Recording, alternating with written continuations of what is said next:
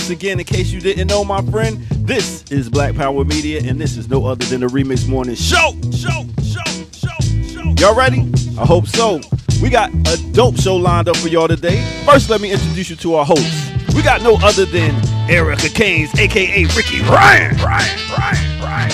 And Burn It Down, Kim Brown.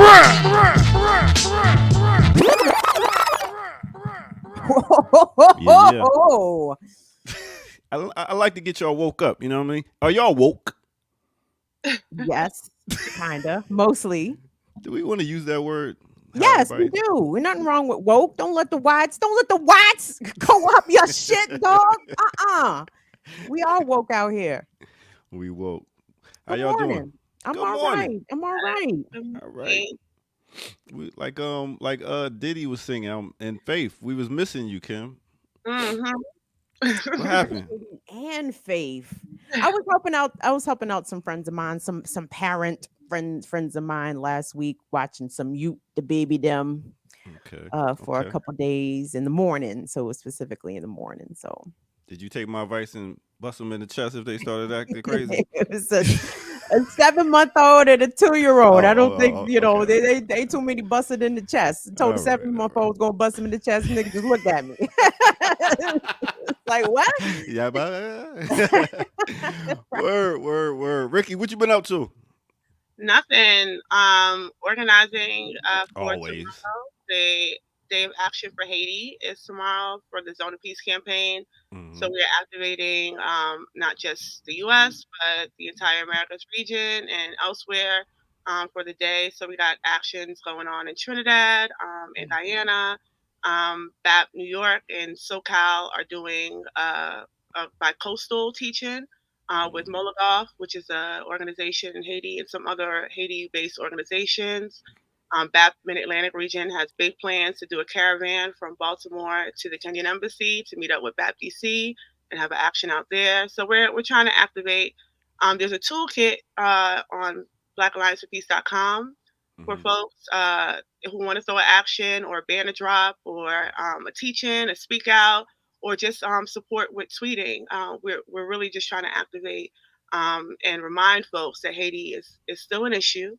They're still planning for the multinational security force, whether or not Kenya's going to lead it. I know there's a bit of a holdup right now constitutionally. A grassroots organization in Kenya was able to take that to the high courts and put a halt on it, but it's a temporary halt. So we're just trying to figure out how do we make that permanent, and activating people around the Day of Action tomorrow and reminding folks that, this is still happening with Haiti, and they're connecting the struggle that's happening with Haiti and Palestine, right? This is all about occupation. This is all about colonial imposition, self-sovereignty, self-determination. So these things connect. So planning all of that and getting ready. So being the ear and word doctor, I just like to correct one thing you said. You said you're trying. No, Ricky, you're doing. And you're doing a lot of organizing, so big up to you and your crew. Bat. No doubt. Y'all thought I was going to say some crazy Sir, and there's never no telling in which direction ear doctor commentary is going to come from. You don't know. You never know where it's going, sir. I like, So, you do a lot of work in organizing there, Ricky. What does a day off look like for you? There is no days off. Did you hear her laugh? Word. Yeah. Well, I don't know. I don't know what to do because I did take a break, right? So watching reality TV, ain't it? Well, I did it on the regular. I did it as I organized. You see? Yeah. Multitasking. I'm sending out those emails. I'm catching up on the Housewives. So. Oh my goodness! Why am I? It's such a contradiction. Like every time you say that, Ricky, I just on the inside, I'm like, really, you dog, you, yes. I mean, I get why it would be, but I mean, I don't hold no. I can tell you why it would be, because the work that you do is very righteous, and the reality television housewives world is extremely distasteful. That's why I'd be like, really? Wow. It's the balance. It's the fine balance. I mean, is it? I need. My daughter had me watching what was it, The Golden Bachelor last night. For the line, I do have standards. All right, I don't venture out too far. Like I'm not Sea World with the Octomoms and all and the prison dating. Okay. You know, I have standards at least. You need to see a drink thrown in the table. Yeah, table ridiculous. Ridiculousness. Need to see somebody getting their Versace wet. Right. I talked about it before. Some developments have happened in Bravo since I mentioned that they are thinking about, unionizing reality TV. Now they are lessening the amount of alcohol that's on sets and things like that because people have been speaking out. So there's things that I find use in, especially when I talk about this. I always say all things connect to housewives. Oh, really? There's a lot of things that connect to housewives politically because they all have a dynamic of politics, like personally outside of the show. So when those things get exposed, you can see how all things do connect. But the show itself, I don't take too seriously. And then I have the bell hooks kind of frame of mind of like critical thinking. I'm not just mindlessly absorbing things. I have a critical eye still. I mean, that's where the balance comes in. That's why I'm here for the ratchetness. The remix on the show, y'all. Exactly, y'all come with all the information and stuff, and I'm like, all right, enough of that. I'm an idiot. No, Shirley, I do not watch Love and Marriage Huntsville, but he was on Atlanta though, because Sheree was dating him. But I don't do. We're gonna do a special segment on Ratchet TV watching with you, Rick. And it would probably get the most views. Yes, it would get so many views. It would get a lot of views. Hey, so it was a story. I know before we get into the news, but it was something about. Should we wait for the stories to talk about Amari Stoudemire we was talking about before we got on? I don't know nothing about him. What happened Ricky. to Amari? Well, yeah, he condemned Black Lives Matter for being on the side of Palestine. So I guess matter all encompassing. Well, he's a Zionist. He lives in Israel. He has land and a home in Israel. He moved the family out there. That's who it was. Okay. So that's his political orientation either way. So it's no surprise, but it's a big, they're using that as a political tool, just to speak out and say, just to speak out and condemn Black Lives Matter. That's an all-encompassing term. Anyone, I guess, to the left these days that happen to be Black are part of Black Lives Matter. But I think that it's really important to raise that. I mean, he is a Zionist, obviously, but I think the interconnections between Palestine and the Black liberation struggle have always existed since the SNCC days. They've done so much work. SNCC, the AAPRP, with their Smash Zionism pamphlets in the 80s when it wasn't popular.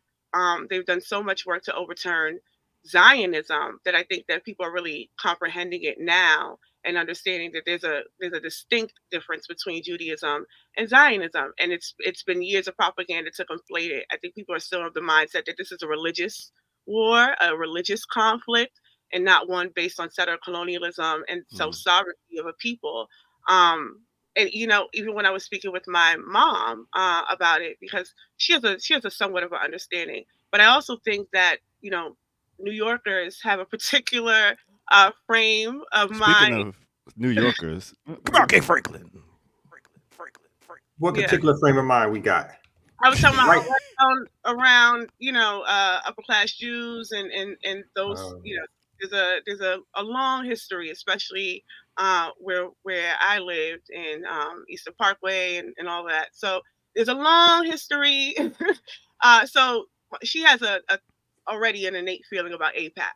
So anything that AIPAC says or the Anti-Defamation League, she doesn't really take too much. But I was telling her the insistence, like when you listen to MSNBC for the last 3 days, it was just overwhelming propaganda around Hamas and making this a conflict and flattening, no context, no history, nothing, as if it just started with what was done, the breakout. And I'm telling you, it's really effective because people are of the mindset that, like, you might feel differently because you have an experience, you know, having in a background in a cultural experience with, a particular set of people. But that's not all encompassing. And people there's an empathy sort of propaganda around it. Like, oh, look at, they're kidnapping hundreds of children and they're beheading people and they're raping, and regardless of the retractions, right? Because LA Times have retracted, none of these things have been substantiated now, but it's already spread, right? So anytime that you stand up or you say anything now, it's like, yeah, but Hamas. And it's not just Hamas. It's a very organized action. It's multiple organizations around Palestine, not just out of Gaza. Like the Lions Den, it's even, So when we think about it in that way, and the fact that they're pushing this Hamas line, I was just explaining to her that it's saturated. And then when you come and have someone like Amari Stoudemire, and then regardless of how influential of a figure he is today, he is still an influential figure, and he is still a Zionist. And when he comes out to condemn Black Lives Matter, that erases the struggle. And you already have people who don't really know the history because we've been so propagated not to know it or not to understand why there's a Nakba march every year. Like, why are these people doing this every single year? So when you don't understand that history, then it becomes, well, what does it have to do with us? Or then it becomes a question of, well, do they even like Black people? As if that's the fundamental question or fundamental contradiction of settler colonialism. And, so what Amari Stoudemire's, commentary does is just add fuel to that fire. All right. Before we get too deep into the news, I heard there was some tofu with you, Kamal. Some little, not beef, but a little. Kim you got tofu with me? Kim had a little tofu with you. I got beef, yo. You got beef with me? I heard you yesterday, son, talking greasy on the morning. I didn't know where you were for like 2 weeks. But hold on. Where you at? We had a supporter run some support to the channel, and here you come way across the field. Come on, my bad. You heard all that? You heard all that? You was way on the other sideline. You came way from the other sideline. No. It just jogged the memory. It just jogged the memory. That's all. It just jogged a little memory. That's all. I said, yo, where's Kim? Kim's man is saying something, but I don't see Kim. No, I said, where's Kamal's hairline? Why does it keep running away from his face? Running away, what? We need some rejuvenation. Actually, I think I have a better hairline than you do right now. So you But you don't. Yeah, your shit is like the continental drift. Your shit is a continental drift. No. Mine is clearly there. It's just a couple more centimeters. No. Mine is clearly here. Mine is clearly here. Yours is clearly seeing other better days because it's back down to your neck right now. I don't know what's happening with you. You know what I'm saying? All I see is right here. I see some shine. That's all I see right now. All right. Break it up, y'all. Break it up. You wearing a black t-shirt. You ain't go for the white on white today. She's throwing jabs after they breaking up. I'm like in the corner here. I'm in the corner. No, I'm throwing a haymaker over top of the ref, man. Whatever. Wow. Okay. All right. I'm glad y'all got that up. I just missed you. If you want to do this, Brooklyn, we can do this shit, man. I don't care. I said this nigga's on here talking crazy yesterday. No, I missed you. I was like, it's been a little bit. That's how you express miss. Yeah. You start talking shit. That's the love. That's Brooklyn. They spread love that way. That Brooklyn love. Like, where that big headed nigga at? I ain't seen that nigga all 2 whole weeks. What's going on? All right. Well, let's get right to it, y'all. This is the Remix Morning Show. We got a dope show today. We got news. We got an interview. We got an update going on with the trial. We got a lot of stuff going on, y'all. So make sure y'all stay tuned and make sure y'all get ready and hit that like button and all that stuff right here, right now on no other than the Remix Morning Show.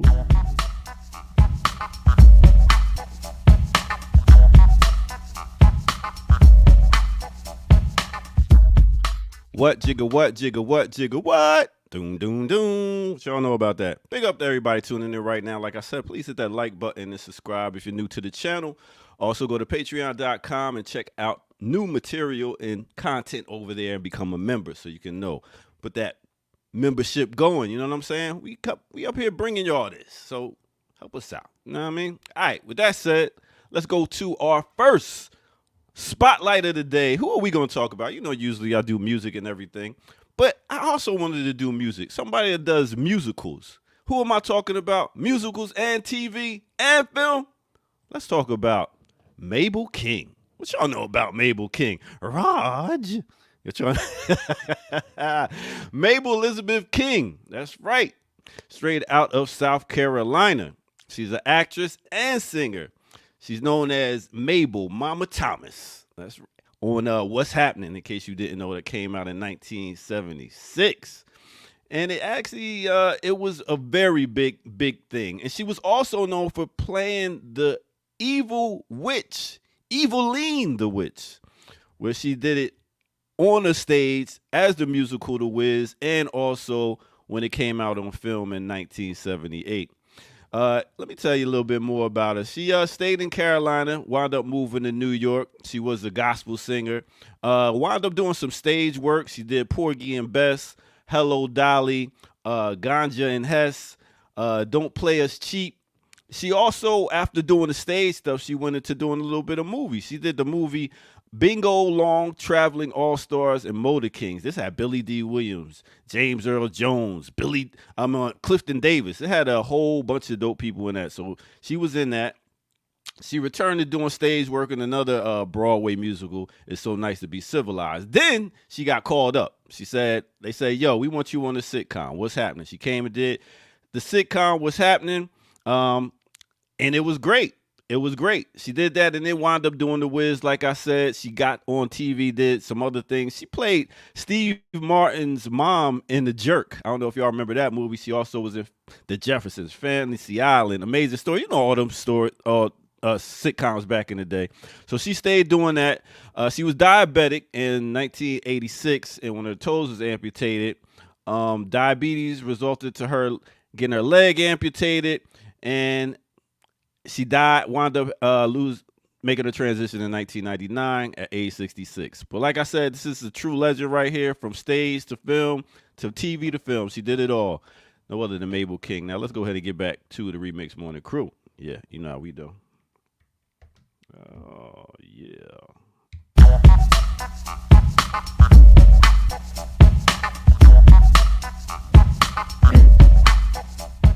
Yeah. Man, you pointed out the toes getting cut off and everything. You went all the way in on the death, B.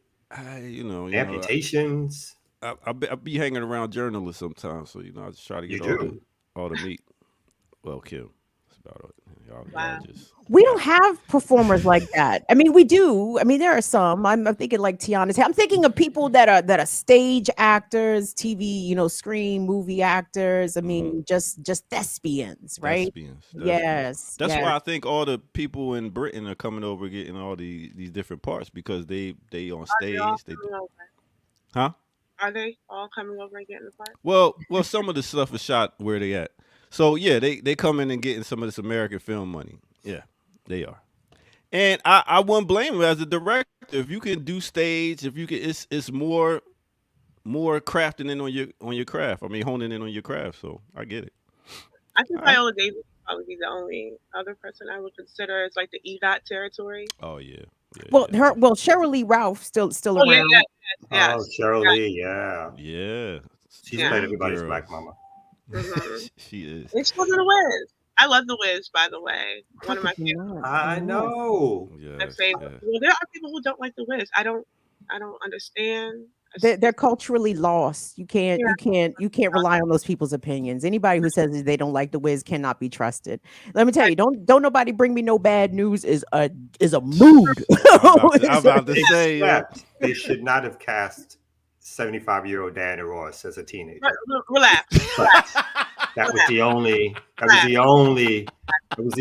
thing. That was a little nuance. It was just hard to believe that Diana was 16 years old when she was clearly diabetic and in her 60s. Oh, he was so. She was clearly getting her foot amputated also. Calm down, settle down. I'm done, yo. I'm out of here. Cabal's bringing us bad news. I catch y'all next. I used to love What's Happening. Everybody did. I love the way. I love the way. Oh, come on, rerun, and Charlie. When do you see? You don't see big folks on TV like that no more. That like Shirley. I only like Good Times with the Penny episodes. Oh, Penny, yes. Yeah. But the best years of Good Times are with John Amos, or like when the dad was alive. After they killed off the dad, it went downhill because it all became JJ focus. All too much JJ. What's you talking about? Good Times. Yeah. She talking about what's happening. No, she mentioned Penny. Oh! I'm sorry, I missed that. You gotta turn that mic on. Didn't I? Girl, you gotta talk into the jump. Can't talk around it. Oh, she trying to be fly and put the mic to the side? No. I don't know what you're doing, but you know, you can't. You're fading in and out with that mic. That mic was expensive. Can you use it, please? Big up to James Evans for bringing out them corduroy pants, man. True. I always wonder, was John Amos wearing a wig? was that some sort of hair? No. That was his actual. That was the hair growing out of his head. Yeah, and it faded over time. Like it's I don't know if I believe that. It was like a sharp. It was like a point, like an arrow. I don't know. And to the news we go. Well, then.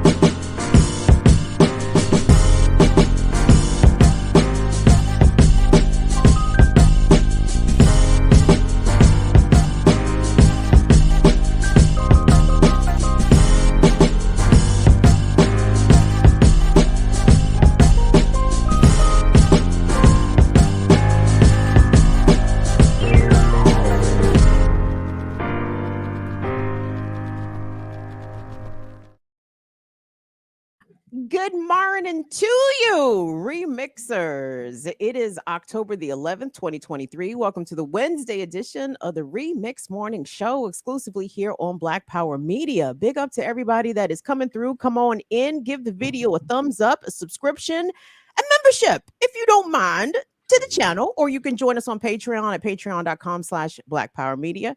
My name is Kim Brown. We've got Erica Keynes in the building. We've got Kamal K. Franklin in the building. Shout out to the ear doctor. My actual boss. See again, Kamal, heard you talking greasy. You were like, ain't nobody heard from Kim. I didn't check in with the boss. I didn't check in with ear doctor. You know what I'm saying? And then you lied to the people and told them you were going to text me. I ain't get no text from you yesterday. No. They told me to text you. And then you still didn't text me. They told me to text you. I was like, I figured you'd be back sooner or later. And then I saw somebody else text. I did see the ear doctor. Oh, the overproducing ear doctor text you. So, you know. Yes, I was. Yes. I check in. I'm glad you're back, though. I'm glad you're back. Well, thanks. Thank you so much. So anyway, remixers, we've got some great stories, some good news in store for you all. Thanks to everybody that came out yesterday. Y'all was killing it yesterday, man. I think I saw that the chat had over 500 in the chat. I believe a new Remix Morning Show record. Very impressive, everybody. So thank you all so much for your support. We have a lot of places we can go story-wise. Kamal, I sent you an email. Ricky, do you have any place that you'd like to start us off, or Kamal? Yeah, I have 2 stories in the chat, so you can pull up either one. Okay. I'll start off with your story that I see here. Erica, High Court blocks deployment of Kenyan police. That one? Okay. Yeah, we can talk about that. You can start right in it. I'm bringing it up. Yeah, I can start talking. Yeah. All right. Yeah. So, as I mentioned earlier, thank you, doctor. As I mentioned earlier, a small grassroots organization raised the issue that Kenya, leading this multinational defense occupation force, or whatever they want to call it, is unconstitutional. So they took it to the high courts, and they were able to put a halt on it. So if you want to go down, I guess we can read some of it. What the text says. So it says that the High Court has temporarily blocked the deployment of Kenyan police to Haiti or any other country pending the hearing of a petition filed by the Third Way Alliance Kenya and 2 others. The petitioners argue that the Constitution does not emphasize, is that what the word is? Mm-hmm. The deployment of the police service outside Kenya, adding the deployment of police officers or the forces outside Kenya is a matter of great public interest and importance and can only be done in accordance with the provisions of the Constitution.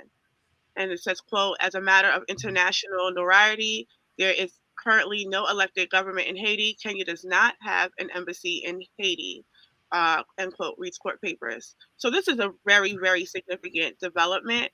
But also, I do want to emphasize that it's only a halt. So it's a petition. They have to go through the proper courts and that whole process to see it through. But the petition itself does raise the fundamental issue that there is no legitimate government in Haiti. And a lot of these other governments who are backing this multinational force, who signed on and voted yes in the UN Security Council, have cited that they are taking leadership, or they're taking the word, or they're taking guidance from the Haitian government. But no one is really acknowledging that there's no legitimate Haitian government. They were imposed on the people by the core group. Brazil still remains on the core group. Lula still remains part of the core group.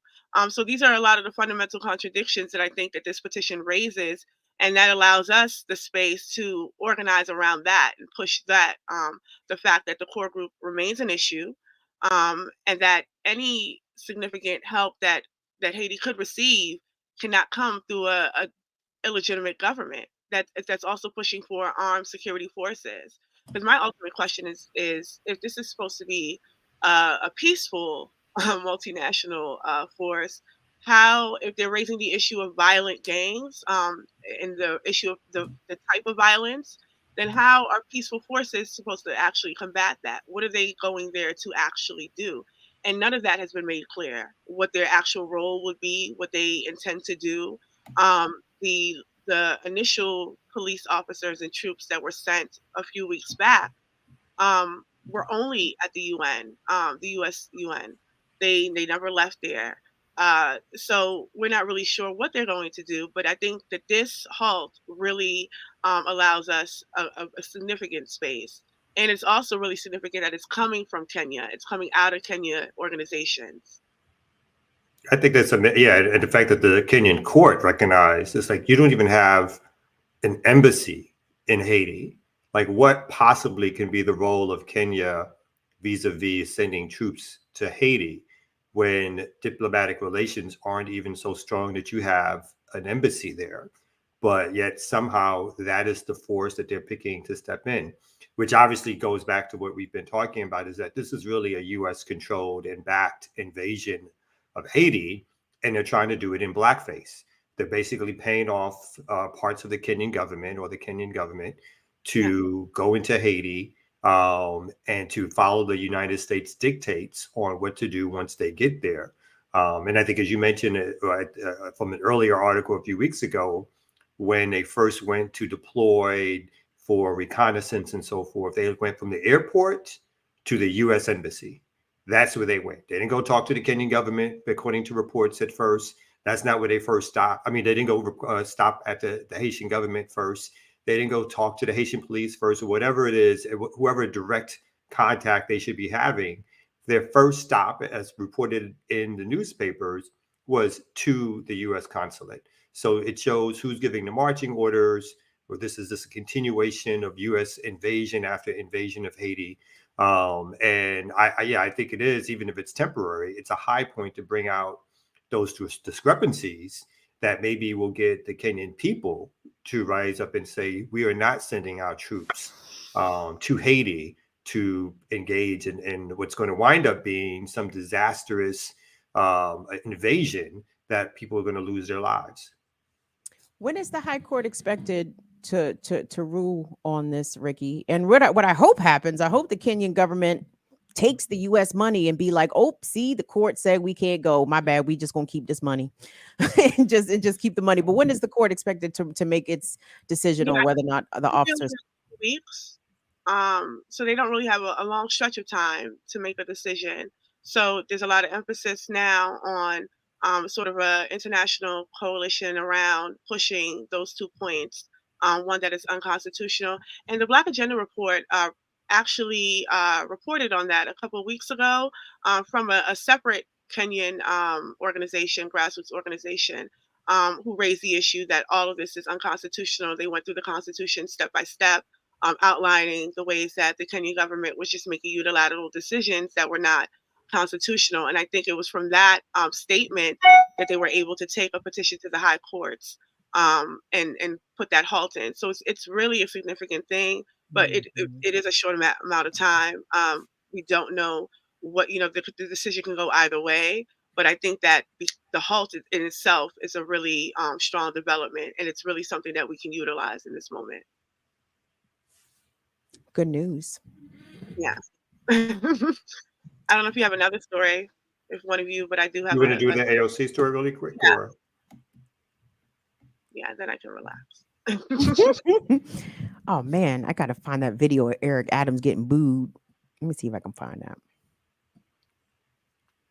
Yeah, so go ahead. I'm sorry. Yeah, I just wanted to share this in case you missed it. AOC is being AOC again. If we recall that she cried over her non-vote over the Iron Dome. It was such a hard decision for her, but she's very, very bold in this statement of calling this bigotry and callousness for rallying behind the Palestinian cause.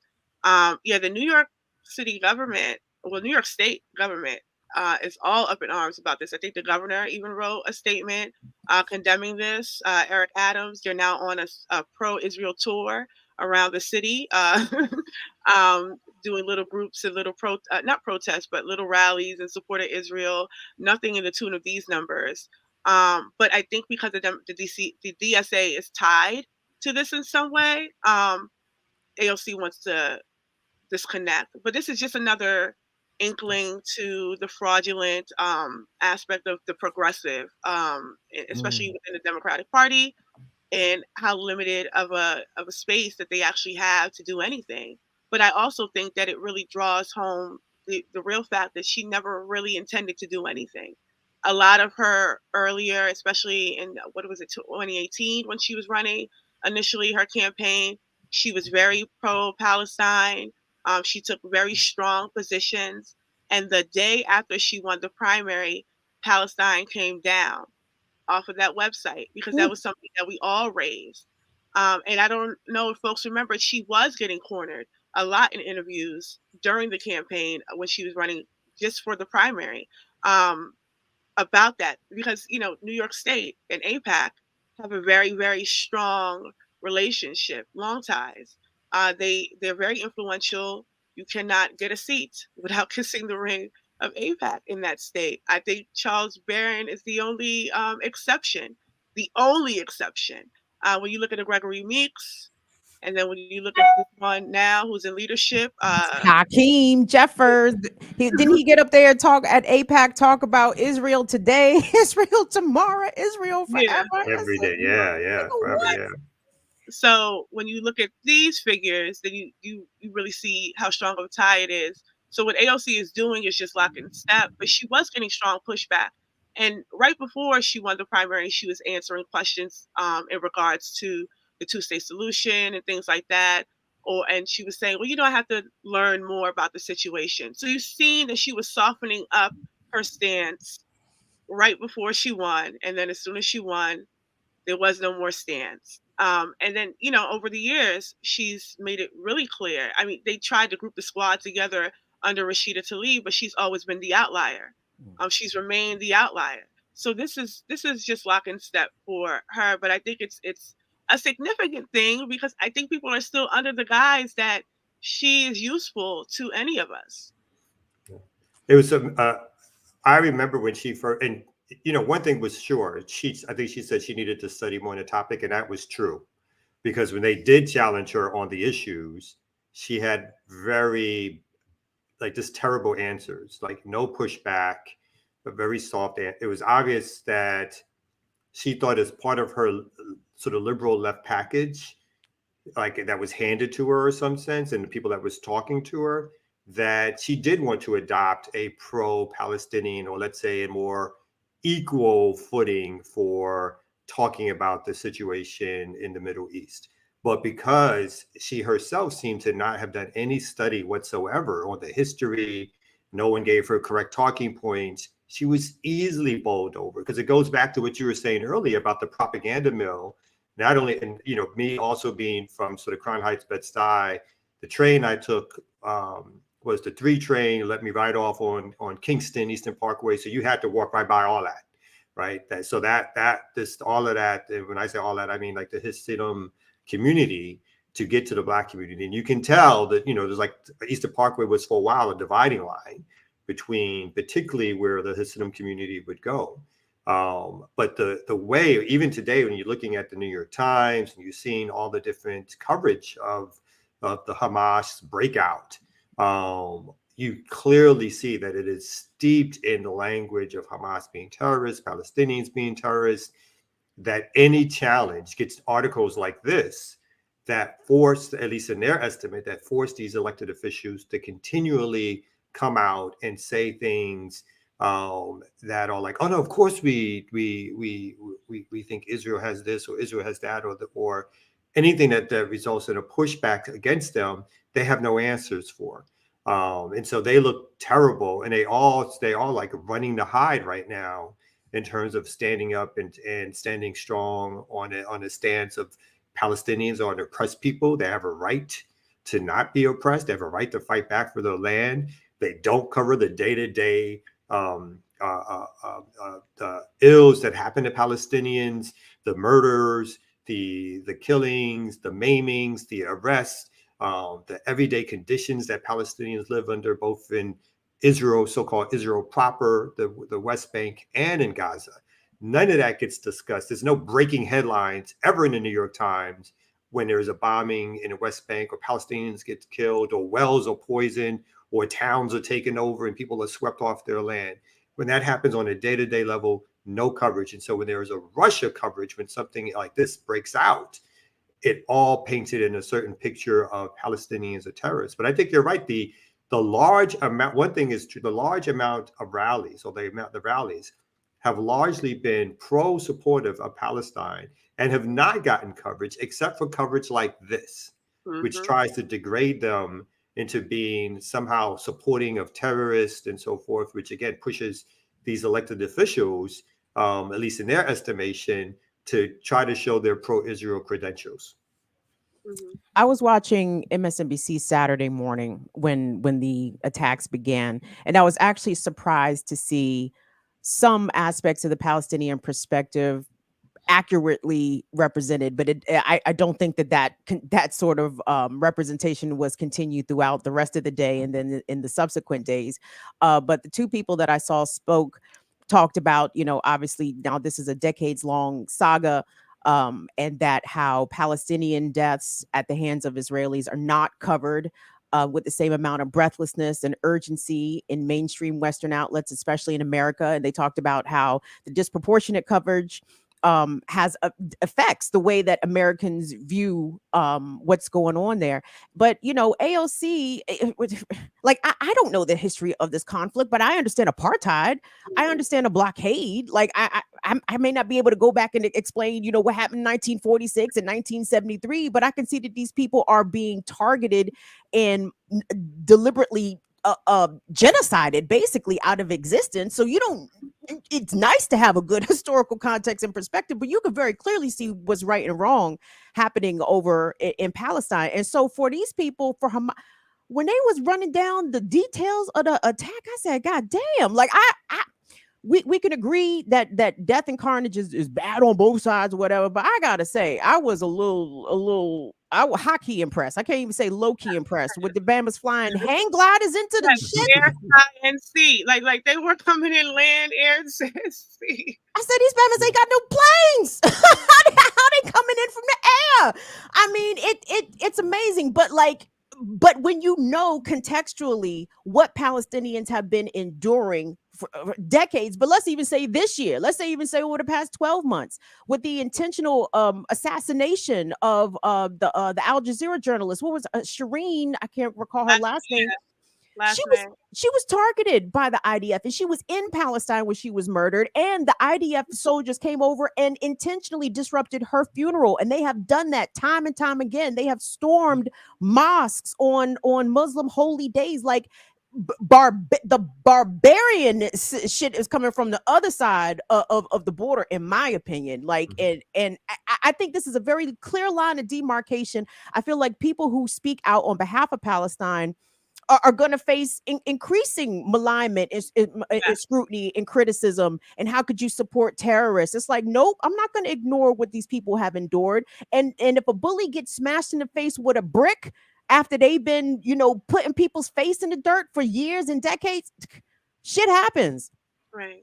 And also, this is not a both sides situation. That's right. It's in the framing of it to be both sides is intentional, obviously. And then again, it's that empathy propaganda. Of course, nobody wants to see anybody dead, and of course, nobody wants to see children harmed. But there's a context here.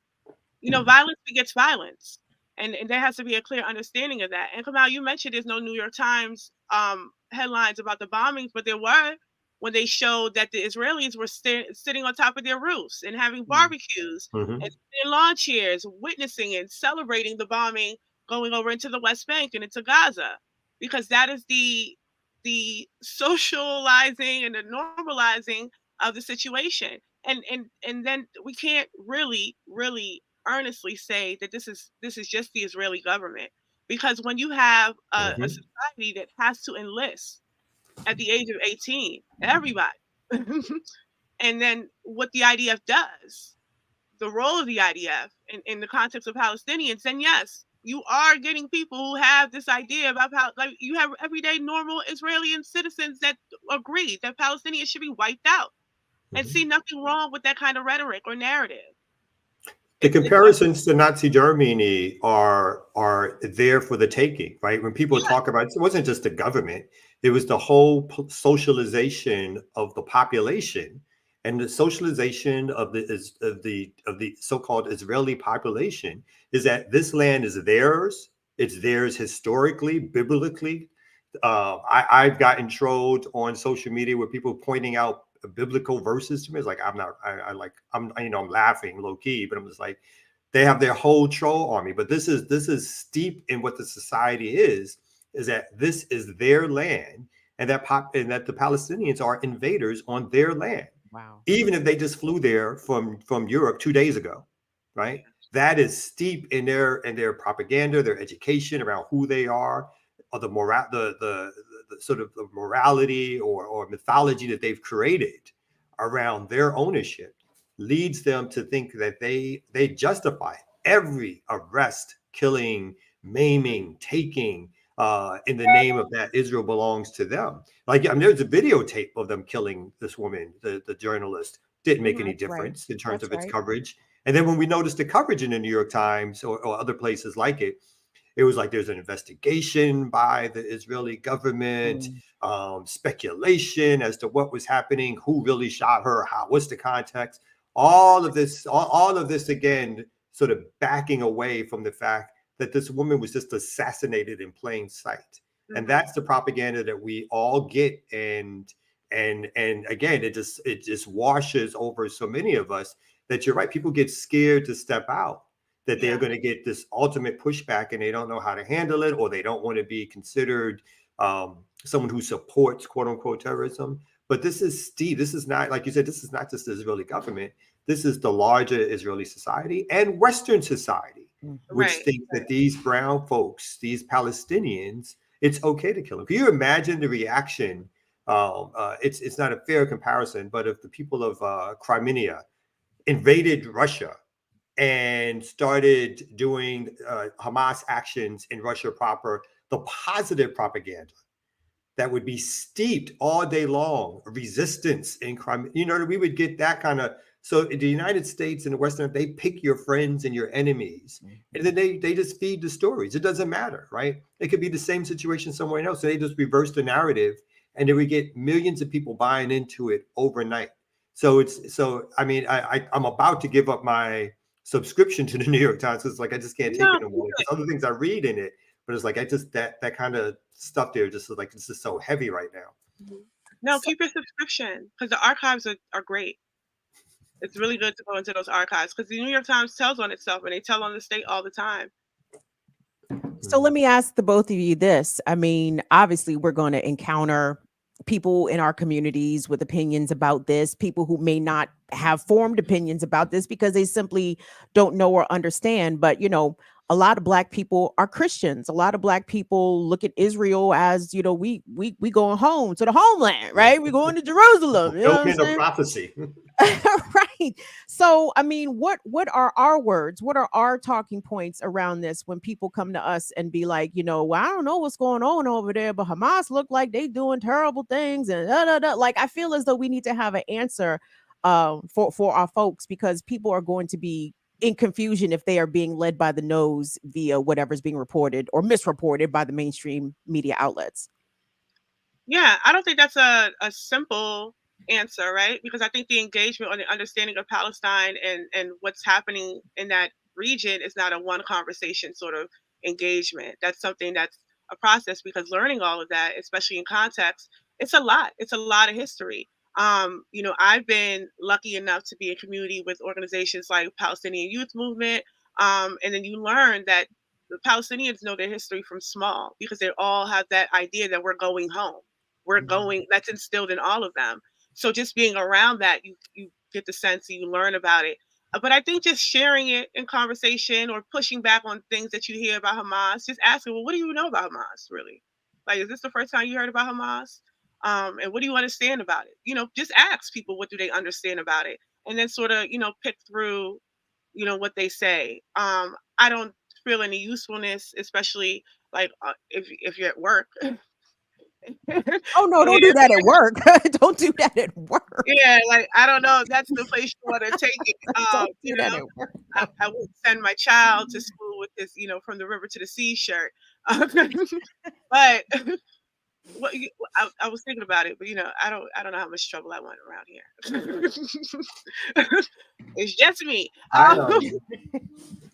I usually start with people like because after now we've had decades here in the United States of people learning a new history of the indigenous population in the United States, right?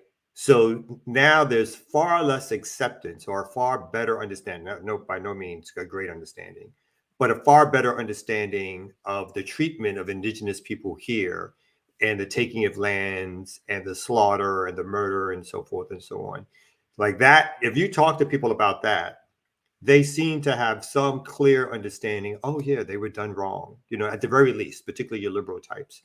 I usually like to do a comparison between the indigenous people here and the indigenous people of Palestine and talk about how it's the same thing, right? How manifest destiny, I don't usually get into the manifest, but manifest destiny and Zionism are very equatable ideological stances that pave the way for folks who did not live there, did not come from there, to make claims on other people's land.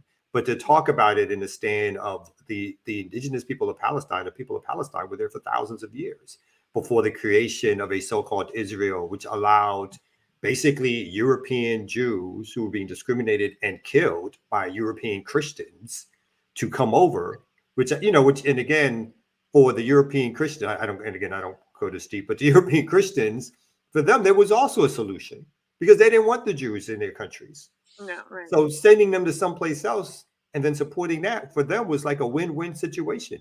Because again, the Palestinians, for them, they weren't human, or they didn't have a nation state per se. So how could you respect their rights to the land? But I do a comparison between the slaughter or the taking of land, the ethnic cleansing of indigenous groups here and what the Palestinians have suffered, just for people to have some context. And when the native populations here fought back, you're telling me that they were terrorists to fight back against Custer or the cavalry or Buffalo soldiers or whatever, and people a lot of times at least it gives somebody some food for thought. Doesn't mean it changes, because when people again are inundated with the type of propaganda and the pictures that they use to position Palestinians as terrorists, it's just a wash, right? But in calmer times, when the Palestinians are the ones on the receiving end of being killed, as they are now, of course, also, and it's not being covered, then you can have the discussion, right? But these times, I agree that you still got to stand up, but the nuance is usually not going to be there right now. It basically right now is just about standing up. Mm-hmm. And then also, I think it's important to recognize that you're on the side of the world's majority, right? I know that they would like to make you think that the world is condemning what's going on, what the Palestinians are doing, but they're not. If you look all across Europe, if you look at major cities across this country, if you look even in Africa and South America, people are standing on the side of Palestine. So you're in the world's majority. So don't waver from your stance, because I know that it's a lot of backlash. I know a few journalists have lost jobs. I know people have lost jobs. And then, as you said, as you just mentioned, Kamal, they're already back to talking about Trump and everything. They've put a halt on the Trump talk for at least 2 days. But now that Israel has, they're retaliating, and the largest warship is being sent to Israel with fighter jets, they can go back to regular scheduled programming. It's as if that doesn't have any repercussions in itself, right? So they could talk about fallacious and salacious beheadings of children, but never mention or show the children being pulled out of under rubble, Palestinian children. So, but I do think what has worked is I've been able to talk about George Floyd, and talk about the deadly exchange and connecting their struggle to our struggle in that way. Because I think explaining Zionism and explaining that history again, that's a conversation. Like that's a multi conversation. I don't think that can happen in one thing, but I do think that talking about George Floyd, those tactics, that knee to the neck is an IDF tactic. They're trained to do those things, showing those similarities. That does cause people to look into it more or second guess their first thoughts. It's funny, even here in Atlanta right now, the media is running stories about how the Israeli police were trained by they're holding it up as a valor point that the Israeli police were trained, and with their languages were trained by Atlanta police. And so all our hearts go out to the law enforcement in Israel who are now suffering or who've been swept up in this Hamas so-called terrorist attack. So even that now for Main Street, it's like across the what happens is, as folks know, in terms of the propaganda world of newspapers, is that the Times, the Post, the Washington Post, the LA Times are sort of like the leading national outlets. And then what they do gets dribbled down to these local papers and these local news outlets, which then understand that this is the way you follow the lead. And so here they're, in terms of trying to get some local context to, again, get some sympathy, they're actually upholding the relationship between the Israeli IDF and police and the Atlanta police, in a sense of suggesting that they have some common community together. And again, like you said, without any context whatsoever of what it means to have the Israeli police and the Atlanta police training together, two forces that are used to oppress people in both countries. So when I saw the pictures of the Israeli troops, amassing at the border, and the anchor was like, these troops are getting ready for, urban combat warfare, cop city's the first thing that popped in my head. Right. Because when you look at the there's no tactical gear. They're not wearing they're in Adidas tracksuits and sneakers, the Palestinians. So, that's how they're coming.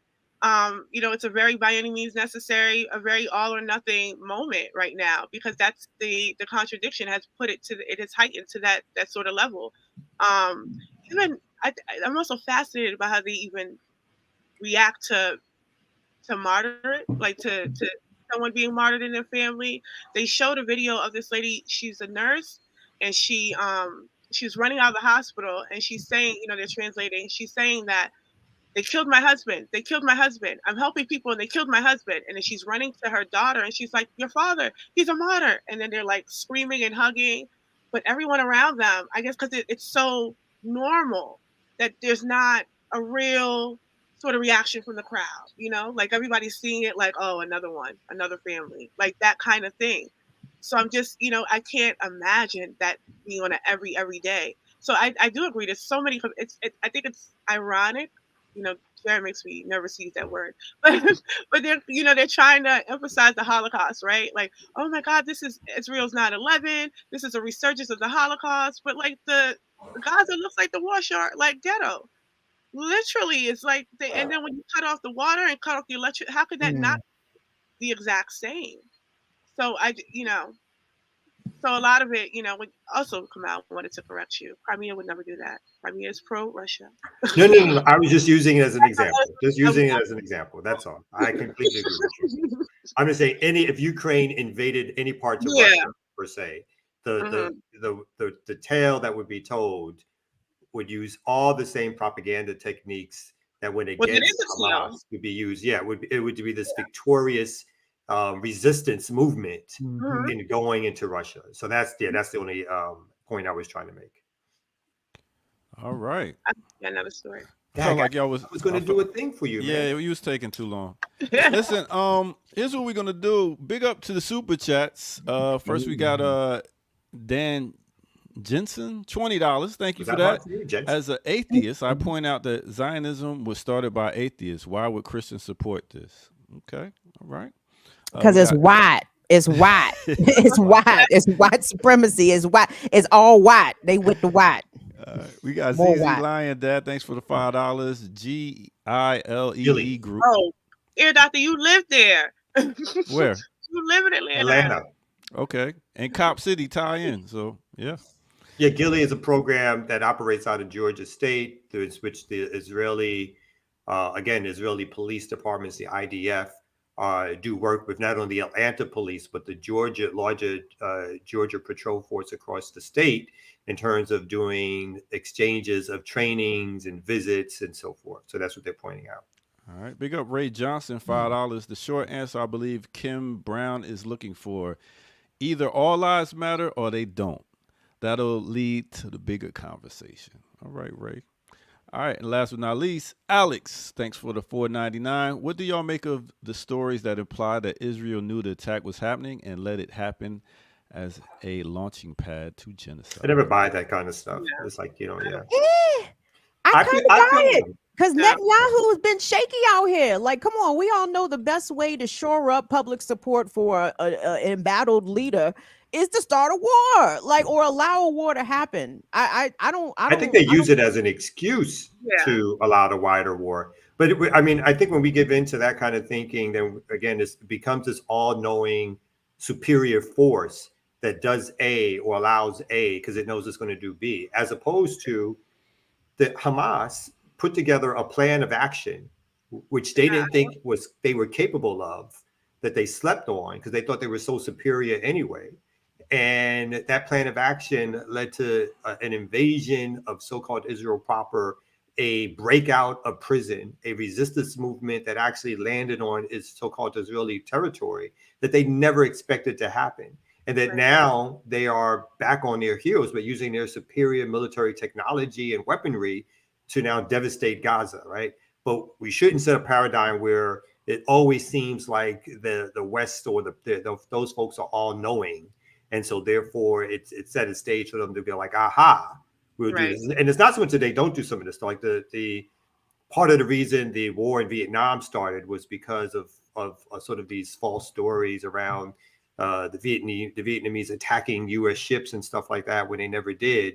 But those stories again are used or planted. But at least usually I think they sometimes it's overblown to show to some sort of all-knowing superiority thing that they react to, which I don't think is true for the most part. I don't believe it. I think they got out organized, and I think it's probably a safe bet to say, "Oh, we knew," because I don't think they admit to being out organized, especially in the levels that they were hang gliding. So that level of organization, shooting while hang gliding. Wow. Right. Wow. So I don't think that was an organization they were prepared for, especially coming out of the Gaza Strip. All right. So listen, we had an interview scheduled. We're going to reschedule that for tomorrow. Well, actually, an update about the case going on here with Deacon Howman. We're going to do that tomorrow. And right now, we're going to go ahead and take a break, and we're going to come back and get some more for you right here on the Remix Morning Show.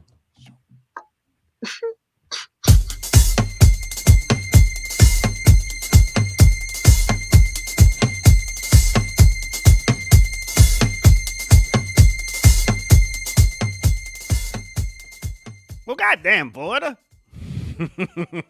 Big up everybody out there. Welcome out to the Remix Morning Show. This is the Ear Doctor. Please make sure y'all hit that like button and subscribe. If y'all are going over to Patreon, become a member. Black Power Media. That's right. We have Patreon and we have patronage. So become a member over there. All right. With that said, we're going to go ahead and get to a quick where did I hear that from before? Y'all know we like to do that with our samples. So let's take you to a space and time. Let's take you back to, let's say, 1977, where there was an album that came out that sounded a little bit like this.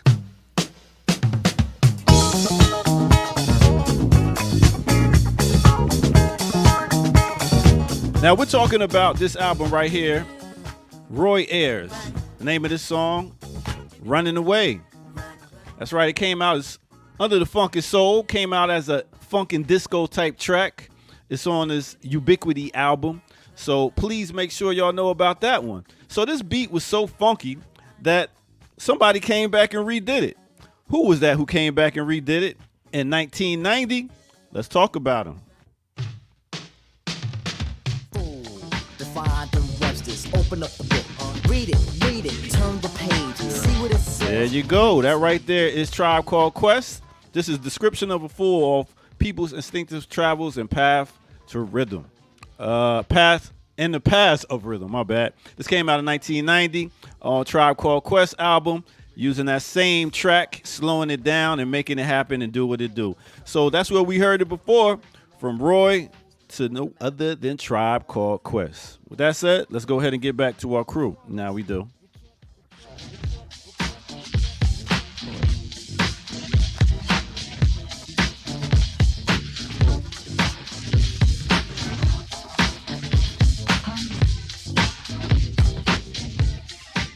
Yeah. I Left My Wallet at El Segundo. That was their first hit. Was that their first song that we knew them by? I think so. Yeah. Dope video and everything. Yeah. And that album right there, a lot of people slept on that album. They don't know about that album like that. Because I always say their best album to me was Midnight Marauder, Low End Theory, then People's Instinctive.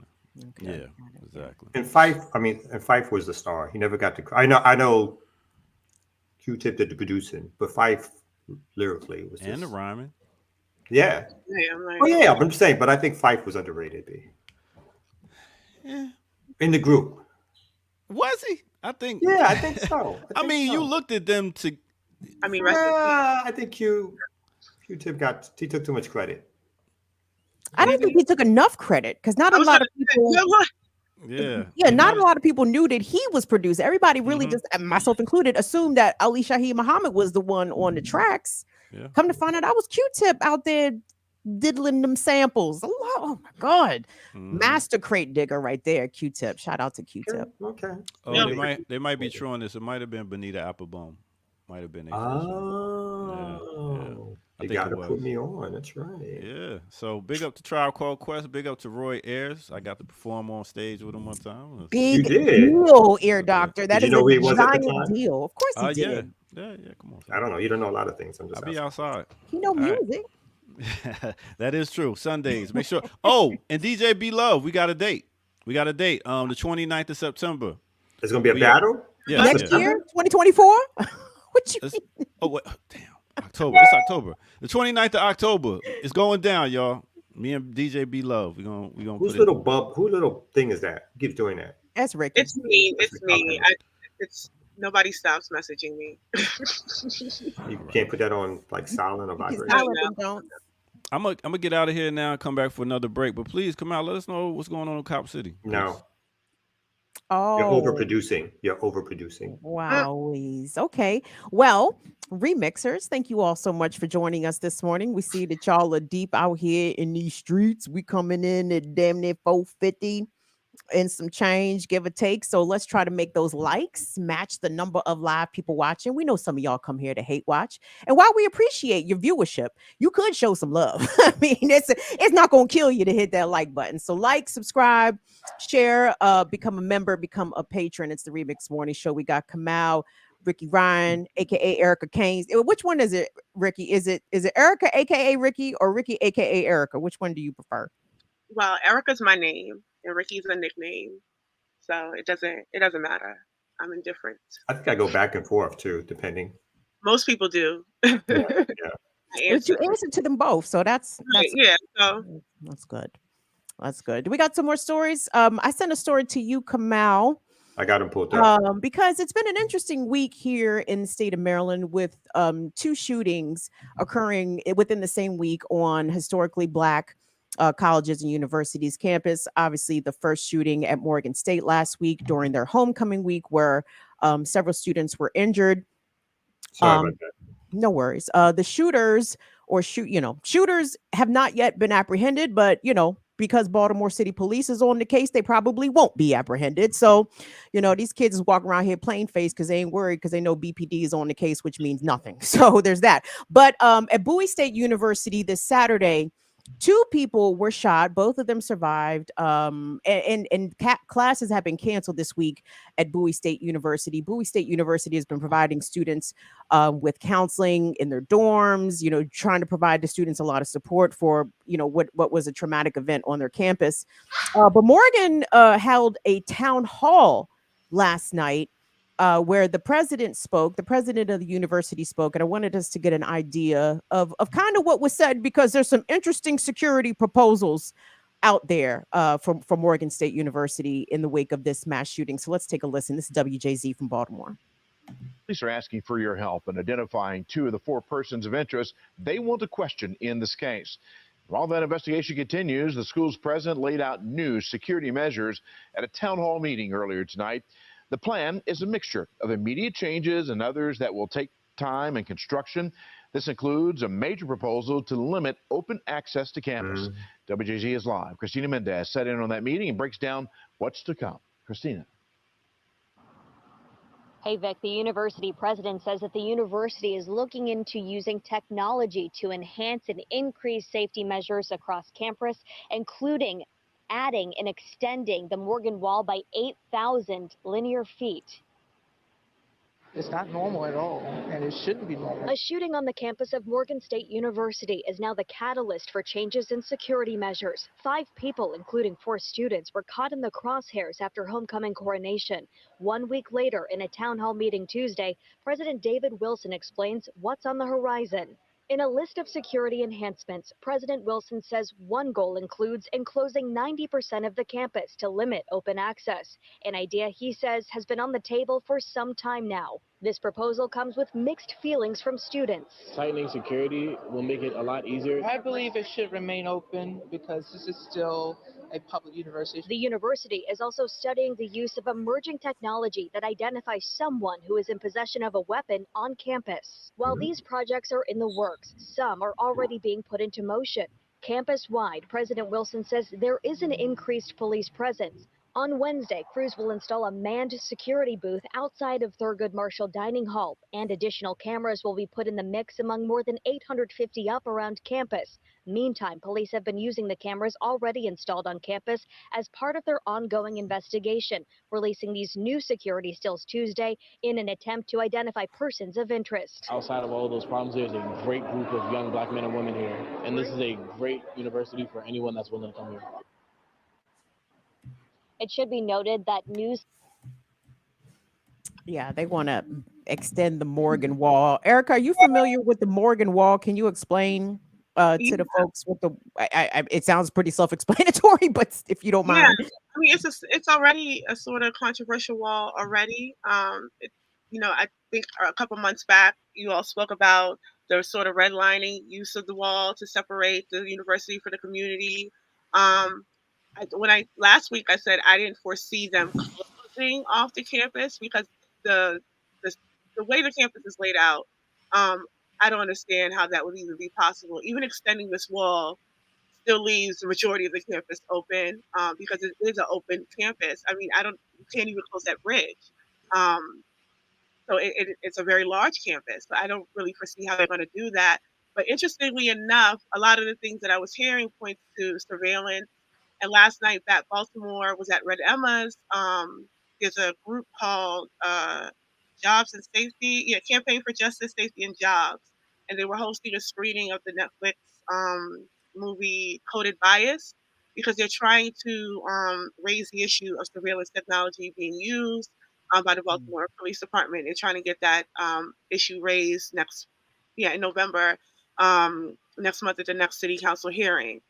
So we were in conversations with that, but already the security force that Morgan uses is a private security force that they outsource and they pay.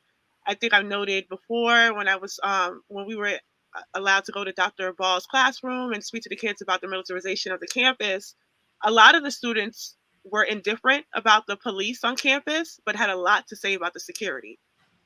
And when I thought about that, just listening to this and then talking with members last night, the security force, they have them because they have metal detectors now. They already have metal detectors in the dorms.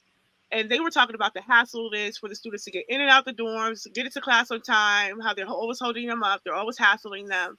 They don't see the police as much as they see the security forces. So if they had those security and metal detectors, then how did they even get into the dorms to begin with? So this goes to show, or I guess this speaks to that all of these extra incentives that they're spending money on are not tactically sound, they're not sufficient, they don't work, and they just keep throwing money at these solutions. I think surveillance cameras, especially when you look at where Morgan is in comparison, like in the middle of East Baltimore, Northwood Apartments is right there. They have the other homes right there. Those security is not going to be used for campus. It's going to be used outward. And I think it's the same way that they already use the police, the state police, because the students would always say, we don't really see them. We only see them or interact with them at an event, like a basketball game, a football game, homecoming. But they see every day the security force. So that if the solution is more of that, more privatized security, I don't see that making a real difference. It's interesting how they did not say metal detectors. They kept on saying technology that identify weapons. And it's like, you mean metal detectors? Or what are you going to do? Have some drone that's scanning people's pants or skirts or whatever to see like if they have some bulge?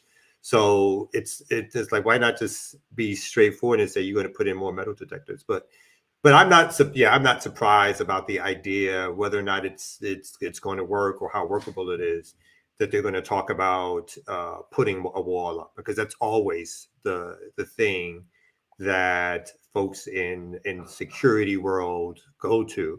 It's like, we're going to do a separation of us versus them. And then we're going to put up these things. You got to show your ID card to get into this building or that building. And so I'm not shocked that they're going to go towards that method again, whether or not they can actually do it. But incredibly enough, they'll be able to raise millions of dollars, right? Anytime you talk about a wall, there's always people willing to give. The government's willing to give. The federal government will definitely give.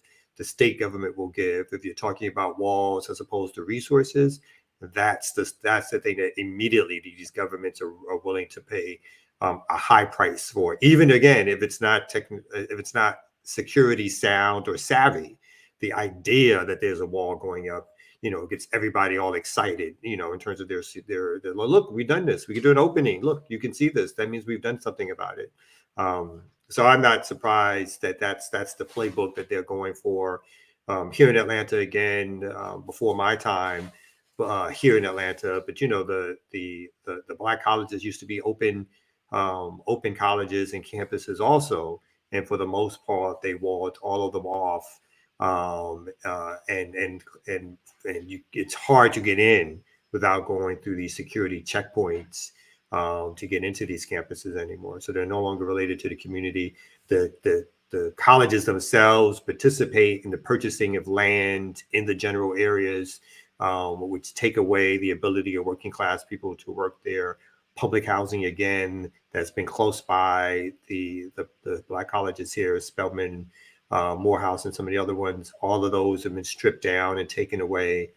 So they and this is not just historically Black colleges, but time and time again, what these colleges wind up doing is being gentrifying forces of building up their campuses in the surrounding areas, and then not caring about the working class and poor folks that basically they've now taken their land from and moved off or pushed away, so that the students don't have to see them or interact with them or be a part of them or understand the community that they're coming into. Yeah, I think they call it university city models. Yeah, my alma mater has been leading the way with this. Temple University in North Philadelphia. What Temple has done, it is quite shameful. I mean, the college is very shiny and new, and it looks gorgeous. But the amount of displacement that they've done to the residents of North Philadelphia, the amount of housing they knocked down in the interest of building potentially a football fucking stadium in North Philadelphia, like it's appalling. And I think when Morgan and any other college takes these steps to separate the campus from the community of which it is planted in the middle of, it breeds resistance. I'm not resistance, it breeds resentment from those who live in the community, because why are all these resources being sucked up by the university and these students who really don't they only live here part-time, they're not, a lot of them not from here. But the rest of the community in which this university is located is neglected and over policed, etc. And the suggestions put forth by Morgan's president and what the Baltimore police are proposing, that would have done nothing to prevent the mass shooting that happened. You can put all the metal detectors you want in the dorms. The shooters didn't go into dorms. The shooters weren't students. This happened outside. So how would these measures do anything to curb or to prevent the incident that actually happened? And, I hate the fact that people were harmed in the shooting. I hate that people are harmed, period. But what I love is that there's a national spotlight placed on the Baltimore police right now. That has been there pretty much all year. This summer, there was a mass shooting in Baltimore, the worst mass shooting the city has ever suffered. And it has been well documented that residents were calling the police for hours. They were calling the police for hours. Can you please come do something about this party in Brooklyn Park? And the police ignored these calls, and Baltimore experienced its worst mass shooting. The young white girl, the CEO, the tech CEO who was recently murdered, police had her murderer under surveillance and he killed her. So Baltimore police are proving everybody's point. Like, these police do not keep us safe. They don't keep communities safe. They don't keep individuals safe. They certainly don't keep college campuses safe. So again, I hate that people have been harmed, but I love the fact that Baltimore police look terrible this year. Yeah, but see, I kind of am wary of that, because with the push for this $330 million Cop City proposal, and then putting it on HBCU campus, and then with the shooting that happened in Morgan and then at Bowie, I think that gives them incentive to say, see, all of these mess ups that the Baltimore City Police are doing, even under consent decree, the consent decree names that they need to be better trained. So they will use this. And then Nick Mosby showed up on Morgan State's campus, I think on Monday too. They had like a gathering for students to, prayers and get out their grievances and sort of like be in community and things like that. And he showed up, but he didn't really speak much. I know a few of our members were trying to corner him into answering some questions around Cop City, even though that's not what he was there for. But he didn't really speak much, but he did show up as a presence. And we know that he is leading that charge for Cop City.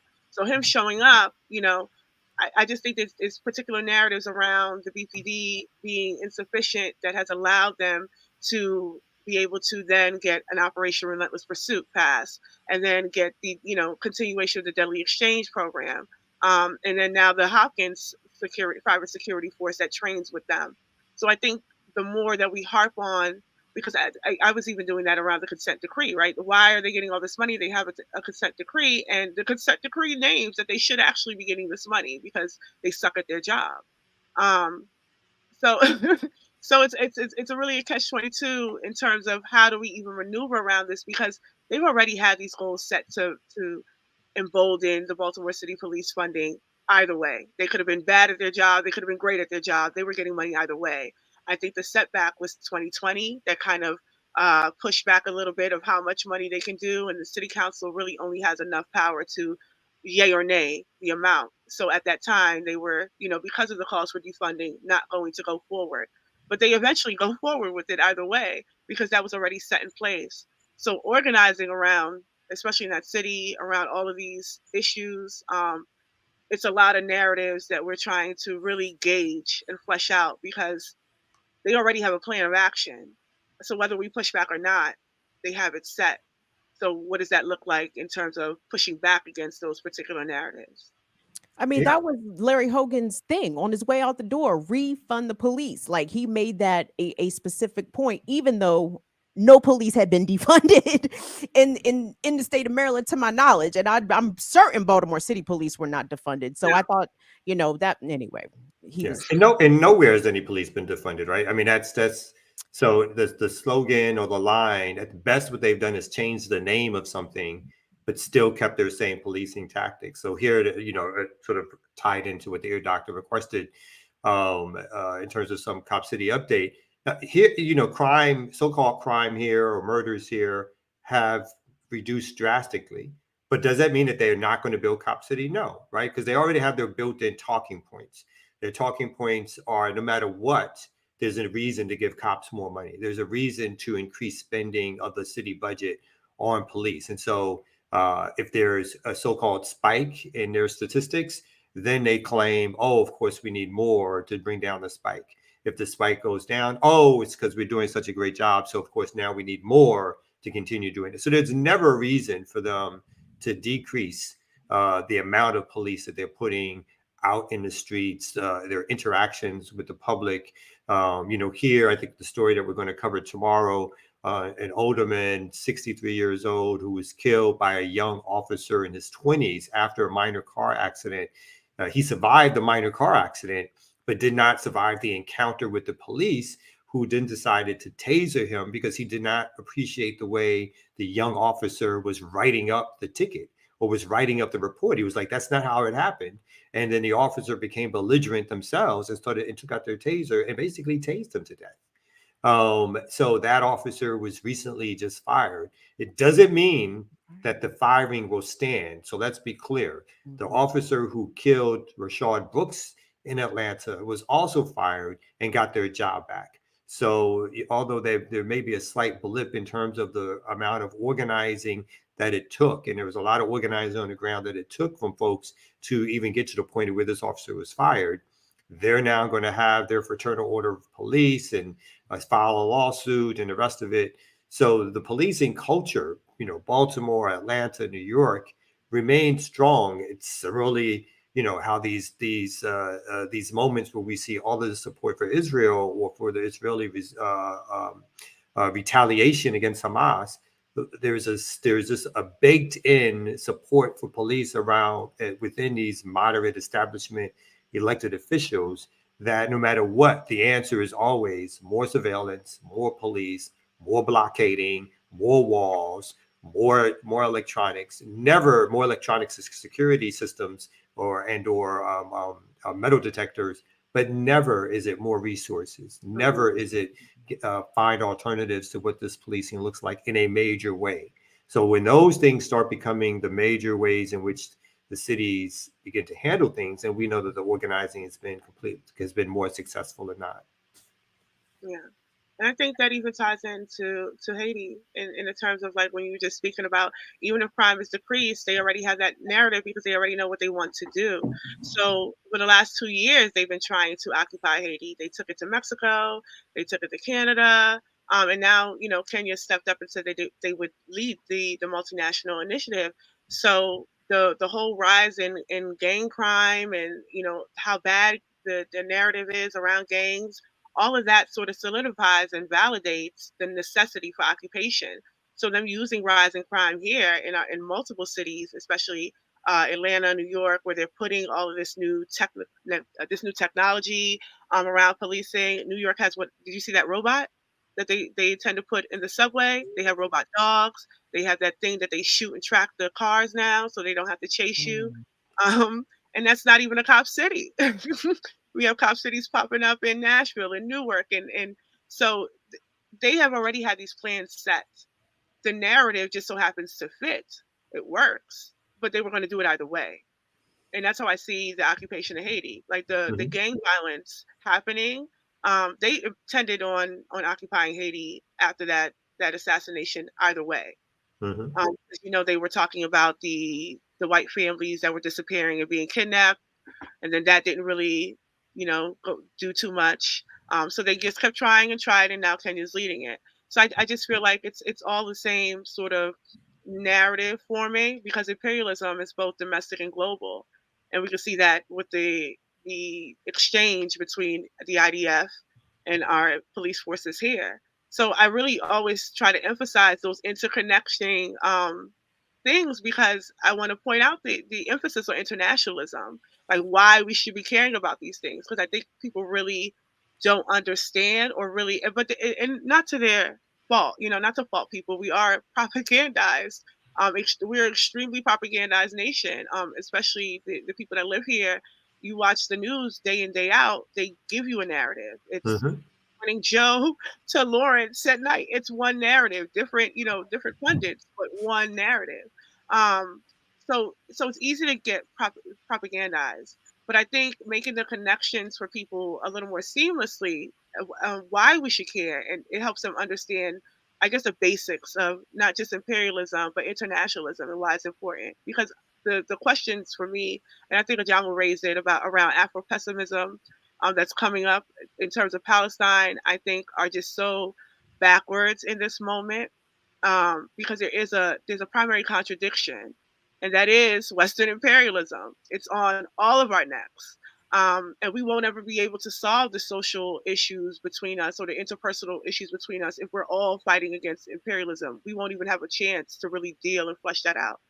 And then again, I want to emphasize this based in the superstructure. There's a way to actually deal with issues. It's not to say to like push off any sort of anti-blackness, but I don't think that that's the primary concern. Because we wouldn't say that about Haiti, right? We're clear about what's happening in Haiti, but it's not a different set of occupation or a different standard of wanting self-sovereignty and self-determination of a people than Palestine. And that's the connection that we should be emphasizing. Well, speaking of connections, the Ear Doctor is about to pop back up and make a great connection for us, musically speaking. You like? It was nice. That was all right. That was nice. And good choice to ignore me and do what you did. That was good. But I came back around to it because I always listen to the master producer. Hey, listen. My leash is long. You do what you want. No. Oh. All right. Damn. So, yo, check this out, man. You know what? Yeah, defunding the police and all that stuff is always being brought up, and money going to the teachers need to be done. Because I'm hearing, man, in Chicago, Ohio, I'm hearing it's like 1,000 teens missing. In Chicago, we got schools getting shot up. Like I think 4 people got shot, murdered. 39 in Chicago. You got teachers walking off the job doing Uber because there's too much violence in the schools. It is a lot going on right now, man. So society is disintegrating. I mean, it's the pace of it, I think, is just speeding up. And again, their only answers is never about, obviously it's never about, right? It's on purpose that it's never about sort of redistribution, a new way in which we think about how we should be living together. None of that is on the table because it's all about capital accumulation at the top. Scraps at the bottom, enough to keep people in line from their point of view.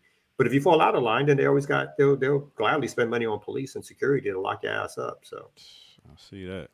All right, well, let's take a quick mental break real quick and get y'all into another artist spotlight right here on the Remix Morning Show. Let's go.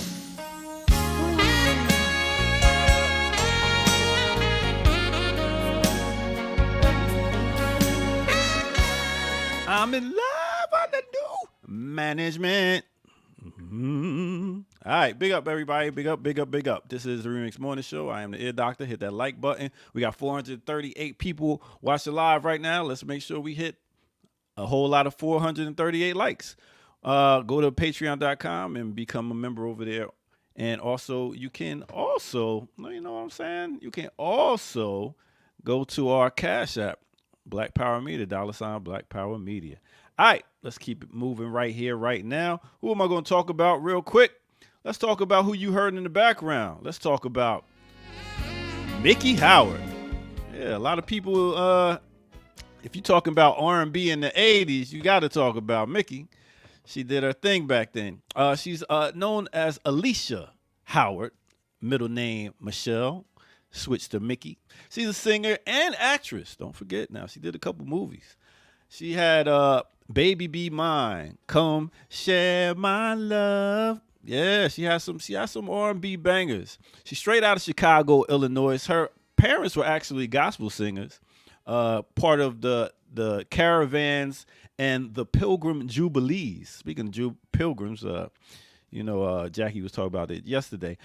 So with that said, she was able to take her parents took her around to different people like Aretha Franklin's house, the Staple Singer's house, and she was soaking all this in. She even got to work with James Cleveland, Fats Domino, so many people at a young age. She loved jazz, so one of her favorite artists was Billie Holiday. Actually, she got to play Billie Holiday in Malcolm X, the Spike Lee movie. She got to play her in that movie. All right, at age 16, she started doing her thing and singing, and then she wound up getting in a group called Side Effect. Later after that, she was like, all right, group is cool, but let me put out my solo demo. And with the solo demo, she got a contract with Atlantic Records. And then she came out in 1986 with Come Share My Love, Love Confessions.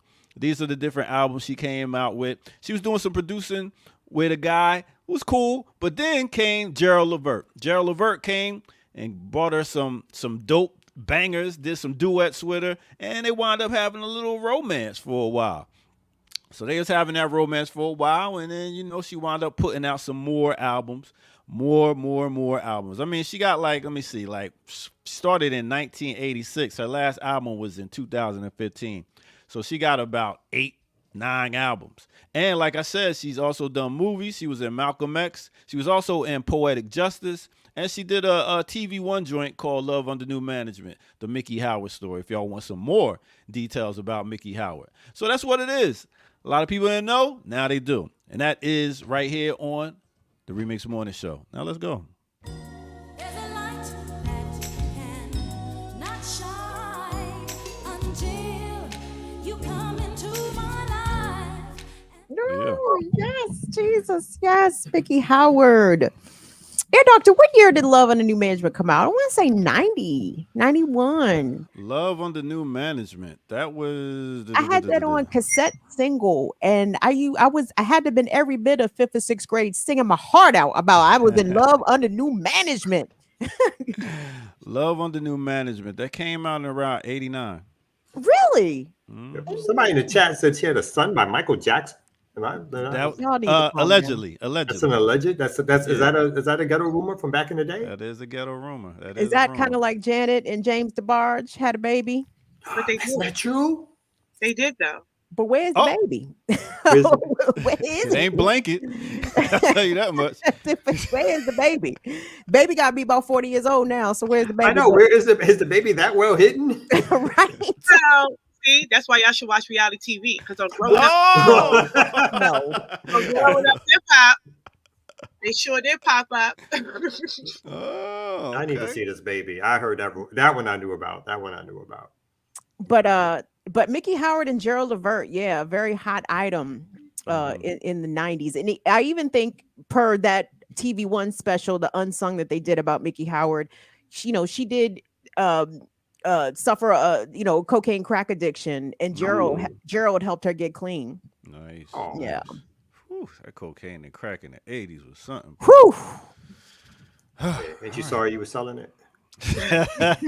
Never did. Never sold crack, buddy. Never sold crack. Powder. 1 out of 2 ain't bad. 1 out of 2 ain't bad. High dollar hoe out here. I don't even know how to put it on the stove and bubble and cook it. So. Hey, Master P made a whole song teaching you how to make crack like this. Damn. Like this. Yes, he did. Thanks, Master P. Thank you, Master P, for your contribution to the culture. No doubt. All right, cool. I guess I'll catch y'all at the end of the show with a mix. Look like we hit a nice amount of people today. And yesterday you owe us a long mix. Yeah, and how about y'all just come to Sundays and you ain't got to worry about waiting to the end of the show. No. That's not how it works. Don't be saying that. Let's get them numbers up. Okie dokie. Thank you guys so much, everybody, for watching Remix Morning Show. Kamal, Erica, Kim Brown, Doctor. Wednesday edition. Shout out to everybody that's tuning in. Hit the bells and notifications for all the good BPM programming that we have here. It's a wide assortment of programming for your viewing and listening pleasure. What's the next story we're going to go to, people? Do you want to do? I have a story about a women's tech conference, which is very interesting. Okay. So let me do that. So apparently, at a women's tech conference that was meant to particularly provide opportunities for women, non-binary folks to come search for jobs was taken over as men showed up in droves. And the headline is, "You could feel the cutthroatness. Droves of men took over this woman's tech fair." And so it says, an event meant to be a career builder for women and non-binary tech workers turned into yet another symbol of the industry's gender imbalance after self-identifying men showed up in droves. And so the tickets for the 4-day event, which took place in Orlando, Florida last week, ranged from $649 to $1,200 and included a coveted chance to meet one-on-one with the corporate masters of Apple, Amazon, Salesforce, Google.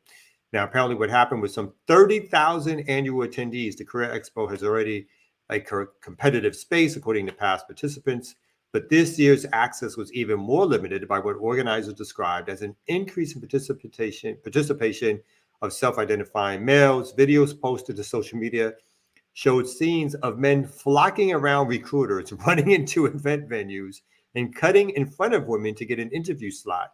Footage showed a sea of people, hundreds deep, waiting in line for a chance to enter the expo. So here you can see a line. This is for a job expo at tech companies. So it says, as one poster put it, the Kens had taken over Barbie Land. And I'll show this quick video and we can talk about it.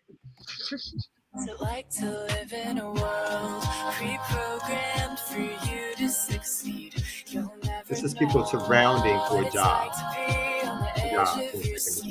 All the time. I'm too familiar. And remember, this is a women and non-binary specific event that was basically taken over by dudes showing up. Move it, Toots. Back of the line. I mean, exactly, Air Doctor. How else are these men going to show that they are go-getters if they don't push bitches out the way? Come on now. Come on. I mean, how are they going to show that they can get the job done if they not willing to mush bitches out of the way to the back of the line? I love this. This is so on brand. Continue, Kamal. I did not expect it. That was fantastic. It is. I mean, it's one, we have the issue of this is the society we live in where people are hustling to get work, right? At these large tech companies, which fulfill a certain purpose and role anyway. But two, on top of that, of something that's specifically geared towards, again, women and non-binary folks to have an opportunity to get some of these coveted positions, apparently based on pay and the rest of it, gets totally taken over. Like that's the stuff that we don't see in terms of what the job market is, or how people, you see people standing there with pieces of paper to hand, hire me, hire me, hire me. So this in fact, over 30,000 people. 30,000 people are showing up at this one particular fair for this, so sort of the state to control, even as we're entering this, even we've entered this period of sort of unionization and union pushback. It shows the upper hand that corporations have because they divide and conquer in this way. But on top of that, of course, is the way in which dudes, get out the way. Overproducing again. We're overproducing again. But I love it. But it's so revelatory, right? I mean, it's perfect. It's perfect. I can appreciate the the sincerity in which these male job seekers were very serious about them seeking jobs. They didn't let something like this being a women's conference get in the way. You know what I'm saying? This is, from their perspective, it's discrimination. You can't just have jobs for women, just like the whites with fucking affirmative action. You can't be doing set asides for blacks. That's discrimination. You cannot fix discrimination with more discrimination, says the men's and says the whites. So I appreciate this branding opportunity taken by the tech bros to let us know where they still stand. This is lovely. Yeah, I mean, I guess for me, I just wondering, so it was marketed as women non-binary and there was no option for men and they were still able to go. So then what were they doing? They were marketing themselves as non-binary. And then was everyone there? All the, I guess what's the term I'm trying to use? The self-presenting men, was everyone there actually self-identifying as men, or were they assuming that the men there were not non-binary? Was it clear in the article, or is the article just saying that every self-presenting man self-identified as a man? Oh yeah, no. The article is stating that dudes who self-identify as dudes paid the fee and just as came. non-binary. Yeah. Whatever. Okay. They didn't state whether or not what you had to click on, but it was understood that the conference itself is geared towards or looks to recruit from women and non-binary, and so the men clearly saw this and had the more I don't give two fucks attitude about it. I'm searching for a job, and all of these again. It's so-called important tech companies in our society are going to be there. And apparently in this, in the setting in which this happens, this is already a popular recruiting space, particularly for women and non-binary people who probably don't get to sort of like the larger opportunities to sort of highlight who they are in this particular setting. That basically the tech bros, as Kim was saying, whatever, they didn't care, right? It was more like, these companies are there and I'm gonna pay this fee. And that's a huge fee to me anyway. Like that's a lot of money to pay to show up. I guess people looking for jobs. But they pay that fee and they show it up in droves. I mean, imagine the money that's made from whoever's putting on this conference. Because I realize the amount of jobs that people are getting out of this cannot equal the amount of money you've laid down to try to even think that you putting your paper in front of somebody is going to get you that position. Right. No, I think fundamentally that's the contradiction too, that the tech industry, well, it's innately sexist anyway, right? But then it's also so far and few. I mean, it's a sexist industry, it's a racist industry. It has a lot of issues within the tech industry that I think creates, the amount of space that they have for jobs, I think creates or heightens the sort of contradictions. Because I couldn't imagine seeing that at an Afrotech, right? A bunch of white people storming in at the Afrotech conferences. Exactly. But then, also my politics is like, what are they applying to do? Like women or not? Like what are they going there to do? Because all these we just talked about surveillance and all that. All these tech companies are subservient to the state. They all get subsidized by the state, one way or the other.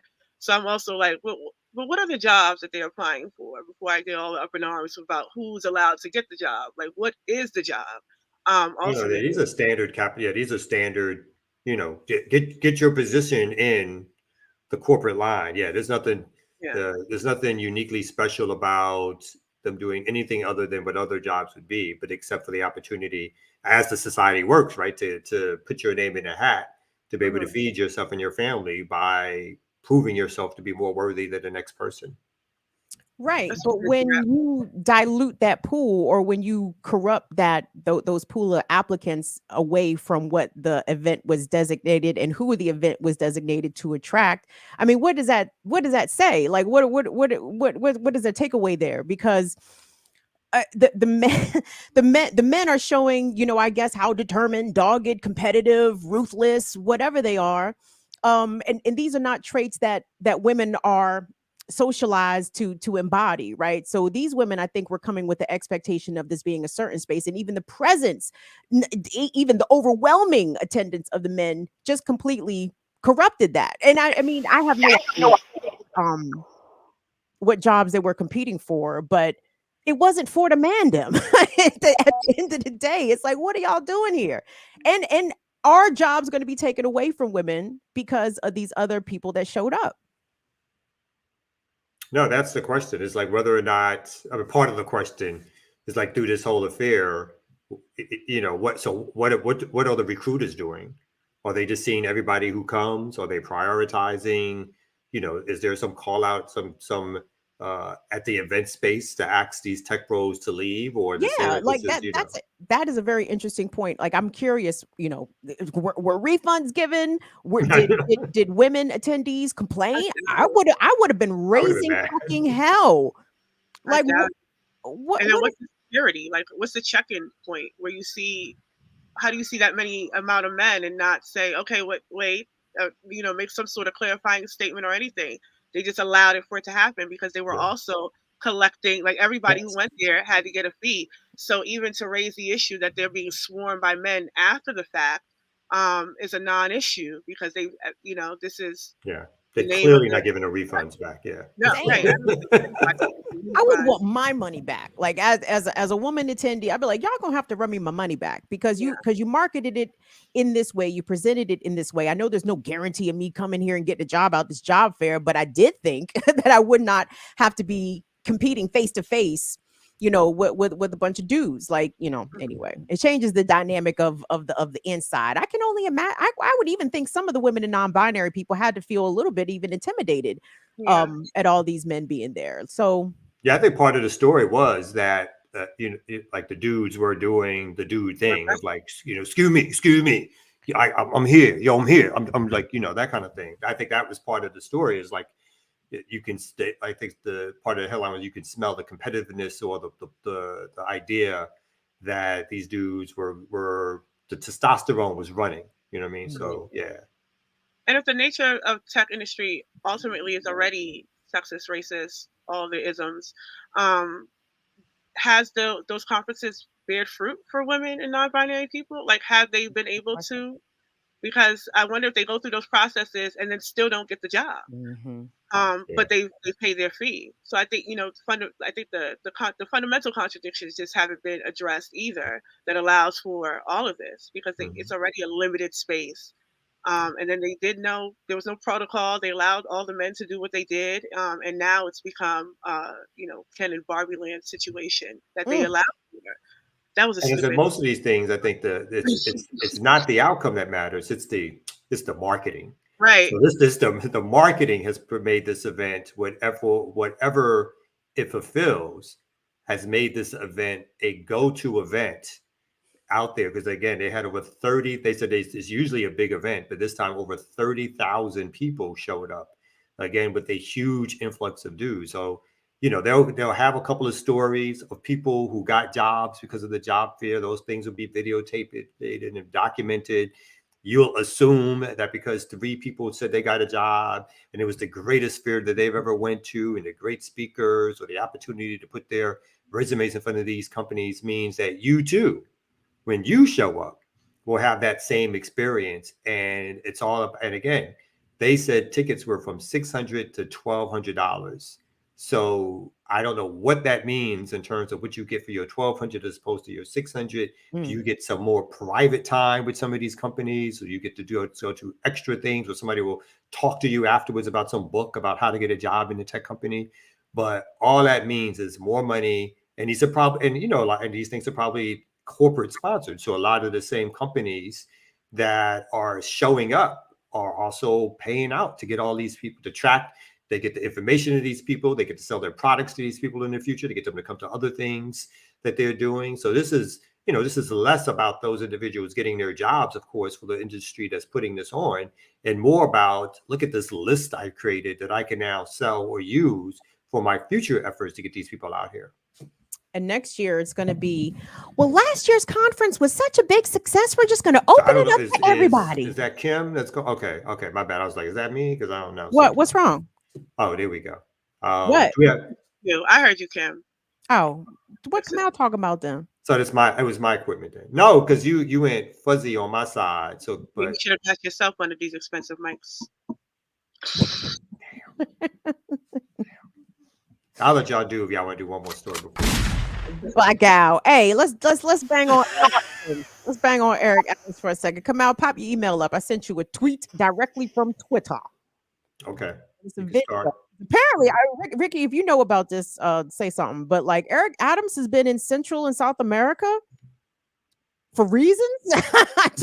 For reasons? I know about this. I need to know about this though. I did not know. He been in it up now. Chat, speaking to folks. No, telling people to stay home, telling people not to come here. He got on his cop mala. He went there and told them don't come. Yes, chat. Help me out. Is Renee in the chat? Renee at school. She busy. But New York, speak up here because I saw this video and I needed some more context. But even though the video I think provides plenty of context, so you're gonna have to start it from the beginning and sound on, my guy. He went to Colombia. Oh, okay.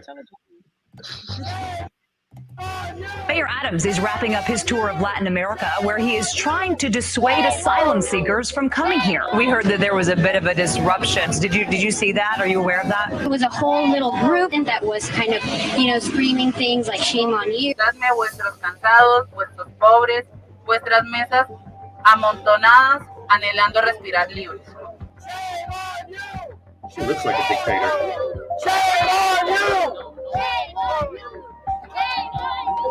Los despreciados de nuestras rebosantes costas. And he was saying he was from New York City, that he came all the way here to show that he was very critical of the Strip. He is not here to help. He is using these people as a prop for press photographs so that he can be seen in the United States as taking a tough position against migrants. They were, the whole group, they were accusing Mayor Adams of really taking this kind of as a photo op and not really a chance to really listen to migrants or to really try to find actual solutions to the immigration crisis. So they were there waiting for him to arrive, and then they were there waiting for him after he spoke briefly to the media. And they followed him all the way into the car that took him back to the airport to go back to Bogotá. Enviadme a estos, los sin hogar, sacudidos por la tormenta. Levanto mi lámpara junto a la puerta dorada. Yipper99 said that Eric Adams went to Mexico too, talking that shit. What is he doing? This dude cannot have higher office expectations. There's no way he's doing this thinking that he needs to increase his national profile. I just can't. I don't understand why he's going. At what point does it serve him politically to go there and just look like an idiot?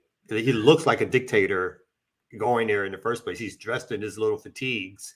So I don't understand does he actually think he has some higher calling or some other political office around the corner for him? I think he could be looking at a cabinet position, maybe. I can see a Homeland Security position for Eric Adams, actually.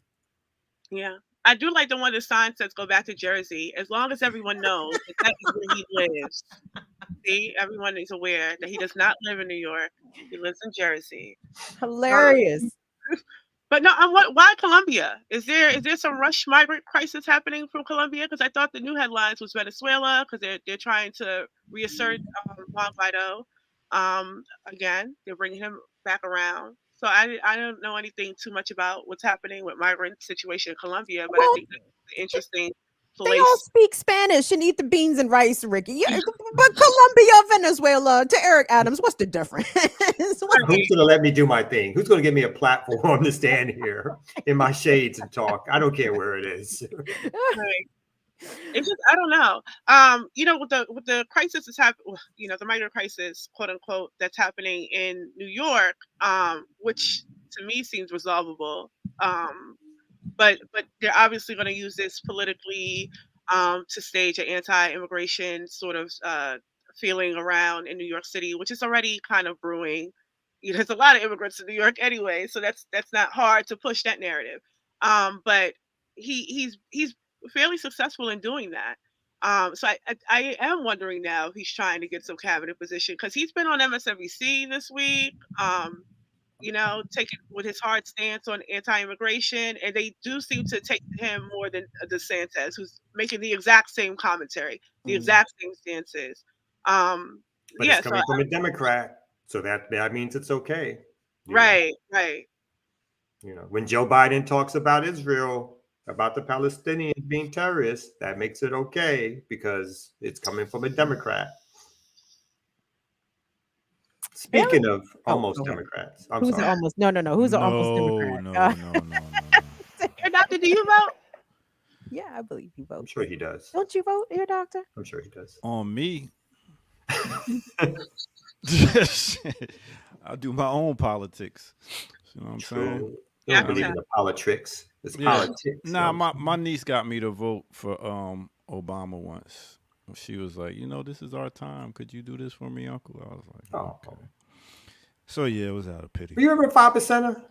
Nah, my brother was. So I knew all the alphabets. I'm not surprised by that. Yeah. You surprised by what? That you weren't a 5%er. I thought you were. Nah. My brother. When you see the pics, I'd be thinking that too. I saw the Yeah. Now at that time I like pork too much. You like pork too much? I like pork. I like yellow number 5, red 40. So yeah, I was like, please give that was up. A poor righteous teacher out here, ear doctor. Hey, I listened to him. But y'all had a great show, good information today, great news. Y'all did a real good job. I'm proud of y'all. So we'll be back here tomorrow morning at 8 a.m. with some more for y'all. I believe it's time to get out of here, so I'll do a quick mix. And make sure y'all check me out Sundays. Yeah. Make sure y'all check me out. Blast it. You got 4 minutes. Do your thing. Rock this funky joint. You owe. I'm what? Yeah, you owe a mix. Y'all on this and stuff.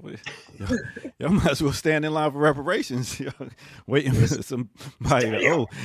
All right, let's go ahead and get up out of here. Right here, this is the Remix Morning Show. Damn. There we go. Hey.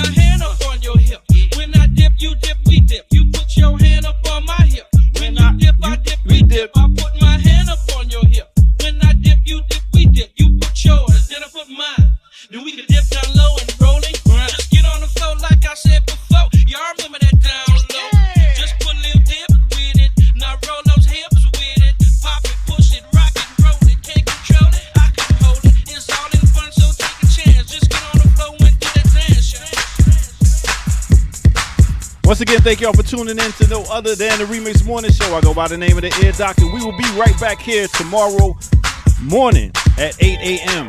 Just in case you didn't know. Make sure y'all hit that like button and subscribe as we rock y'all with some of this bass music all the way from MIA to Georgia, all around from the South to everywhere.